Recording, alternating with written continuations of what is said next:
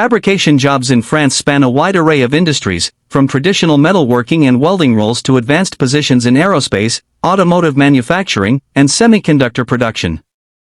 These roles are essential to the country's industrial economy and continue to evolve with the adoption of digital technologies and modern manufacturing processes. In regions such as Normandy, for example, skilled welders are in high demand due to major infrastructure projects and the needs of companies like EDF, Orano, and Naval Group. These companies, often involved in energy, nuclear, and maritime sectors, rely heavily on fabrication professionals to build and maintain complex systems. In response to a shortage of qualified workers, specialized training centers have been established to prepare job seekers and individuals transitioning into new careers, offering practical experience in real-world environments. In the automotive sector, France has taken steps to include refugee and migrant workers in its workforce through structured programs.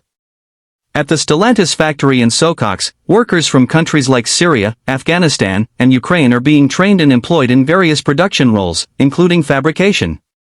These workers receive not only technical training but also language instruction and cultural orientation, which allows them to integrate into the workforce and contribute meaningfully to production. The HOPE program, for instance, is a government